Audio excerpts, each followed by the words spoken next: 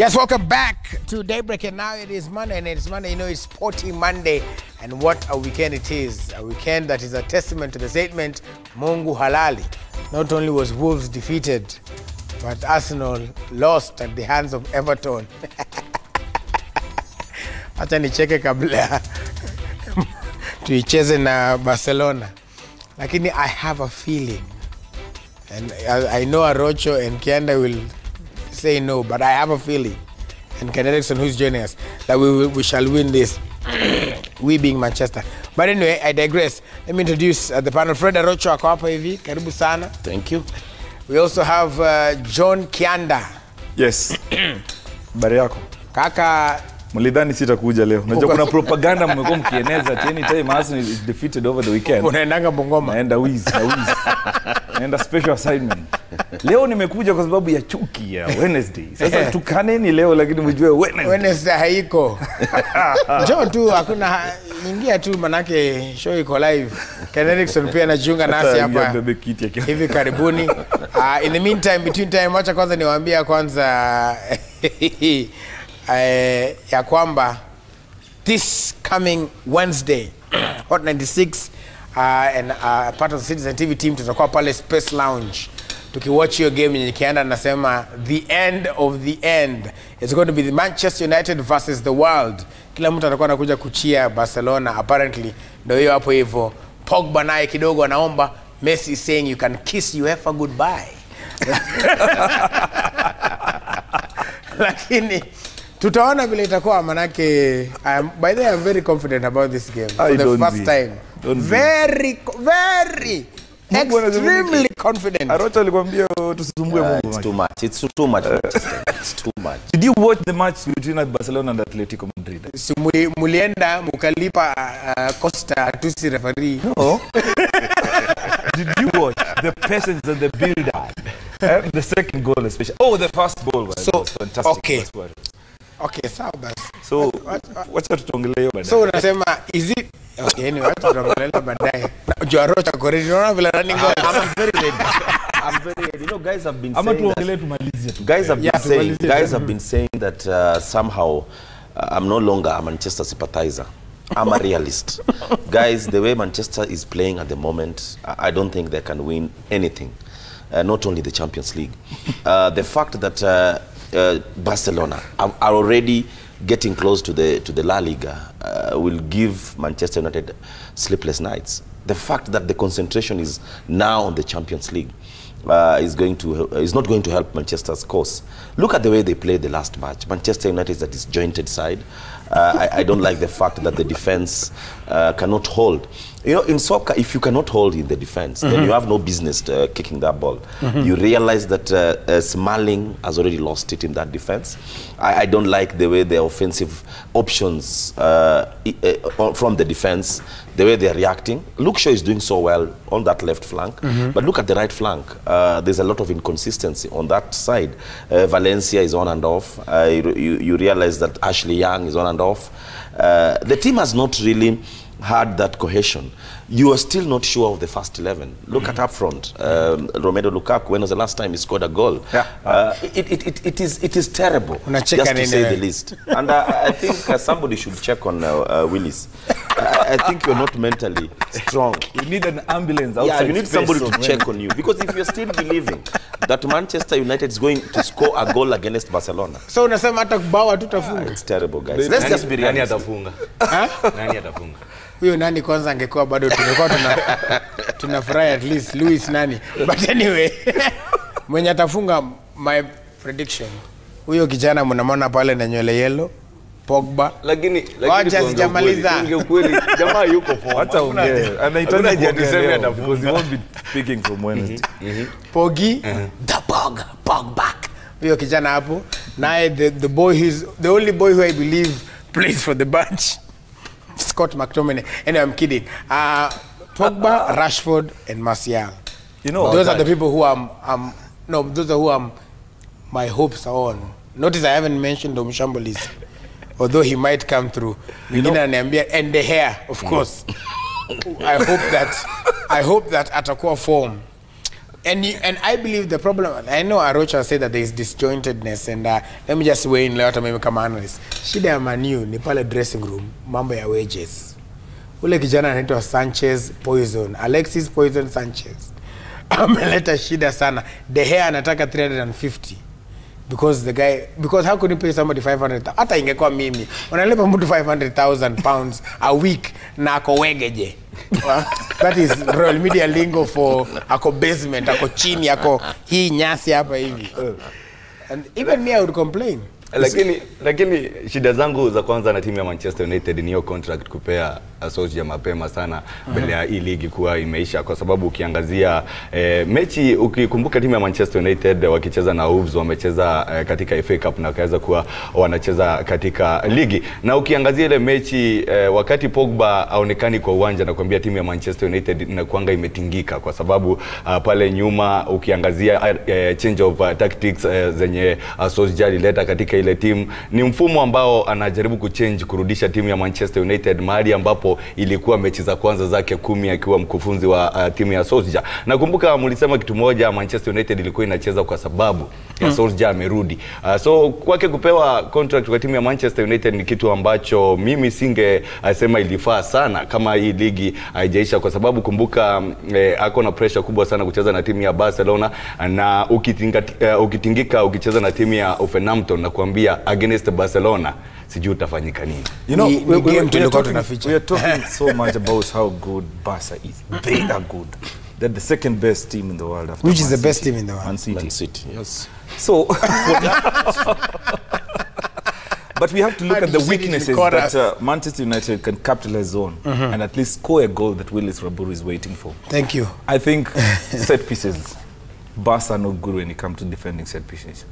That is where now maybe Pogba can come in, score a header, Chris Smalling kidogo kichwa pige, but you don't know how many goals Manu have considered that day. But anyway, this is what I want to say. Barca have their weaknesses, especially set pieces. And when it comes to counter-attack, if Martial Rashford can just capitalize on the speed, because we know very well, Umtiti is fast, but not as fast as Marcus Rashford, not as fast as Anthony Martial. Jordi Alba is not that strong compared to someone like, let's say, Lukaku, if I can say so, if he plays on the wing like he did against Tottenham Hotspur. But this is the thing. Barca have their weaknesses, and that is the only weakness they have is the set piece. They're not good when it comes to defending set pieces. On how much they're going to possess the ball, that is expected. And remember, was this in 2009 or 2009? Final in Rome, Manchester United against Barca. Ronaldo was still at Manchester United. I remember Peter Drury saying that Manchester United played for 8 minutes. The rest of the time, they've been chasing shadows. And the shortest man on that pitch was Messi, who scored a header. Na ilikuwa katikati ya Vidic and Rio Ferdinand. Do you see a Vidic in that team? There's no Vidic. Do you see a Ferdinand there? There's no Ferdinand. Do you see Edwin van der Sar? There's no there. Do you see Patrice Evra in that team? Luke Shaw is trying, but he's not at the best. No, the likes of this guy's called Paul Scholes, Hayuko. There's no Fletcher, no Carrick, no Nani, Rooney. Paul Scholes, no Ronaldo. Nemanja Matic. No, you know, I'm trying to compare this belief that United fans have. The belief that they had in, was it 1999? They beat Barcelona and they won the Champions League at a treble. Solskjaer was the player at that time. Do you see a strong Manchester United squad that can match Barcelona? I don't think so. When you say Barcelona, is it the whole of Barcelona? Because every time I hear Barcelona, everybody just says, Messi, Messi, Messi, Messi. They always say that no player is bigger than any club. That's right. But there are players who make some clubs bigger. And Messi is one of them. Yes. Ronaldo. Those are the players we're talking about. For Manchester United, you guys have just to pray that De Gea be at his best.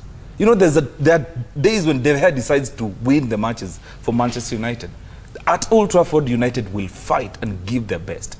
At the Cathedral, that is the Camp Nou, where you guys are going to train. This is what Arsene Wenger said in a documentary called The Greatest Football Teams, Barca. He said that when you guys are going to practice, any team that's going to practice, let's say for a UEFA Champions League match at night, mafans wako pale nje. Most of them wame queue kwa hiyo shop ya Barca. They're buying Messi's t-shirts. So when you guys are entering, washawainulia juu, anawaambia kesho ni kipigo. Muna warm up usiku, game iko inacheza in a few minutes time. 90,000 plus fans are screaming at you and you see the shape ya Camp Nou, my friend. Wakati mnaingia kwa tunnel, alafu ile mosaic inainuka hivi juu, my friend, you lose the game in the tunnel. I pray that Barcelona haijawahi shindwa. No. But it takes a special team to beat Barca at the Camp Nou. And in fact, it takes a special team. The current form, well, the Champions League for me is normally a reflection of how you perform in your league. I think the reason why everybody is having it that Manchester United is going to lose is the fact that the current form is not that good. And look at history. I think Ole Gunner Solskjaer is just suffering from the fact that once he got his contract, then I think he went to his sleep. And I think this one can be related to what happened to... he went to the sleep or the players got comfortable? I think he went to, players went to got sleep. comfortable. I think everybody went to sleep. And as I was saying earlier, history is judging Ole Gunner Solskjaer very harshly.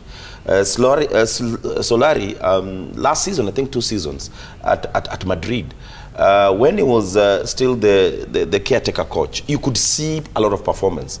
But the moment he got his contract, I think they went to sleep. But unfortunately, this match is coming at a very wrong time for Ole Gunner Solskjaer. I think in his mind, he'd rather not play this match because there's a lot of pressure, there's a lot at stake. And look at Barcelona. What they have in this match is they have a lot of pride to bring back to that team. This season has not been good for Barcelona. Yes, they're almost getting the league, but the season has not been good. They've been having up and downs. And I think this will help them even get their flow back. Not only in the Champions League, not only in the league, but individually as players, there's been a lot of turmoil. But all said and done, soccer is a 90 minutes game. And unfortunately, as Kianda says, this is 180 minutes. It's unfortunately 90 minutes of constipation. The first 90 minutes are going to be harsh for the Red Devils. Well, I've already asked you guys, the question that we're asking today is, can United beat Barcelona? Thank you very much. Believe. Can United beat Barcelona? Hashtag believe. The SMS is 2242. The hashtag to use is daybreak. You can call in on 0719 777 or 0742 961 343. Those are the avenues you can talk to us. There's already one tweet coming through. Iko. Oh, Pole. All right, there it comes. In 5, 4, 3, 2, 1. Mix. All right. United are no longer giants. Question is, can they kill a giant? Lakini watu wako na hate speech hapa. Kuna mwingine hapa anaitwa Dr_Ouko anasema hivi, anasema Willis, only God here. 2 shots on target. 2 goals. Possession 98% on Barcelona. Man United 2%, and then Man U wins.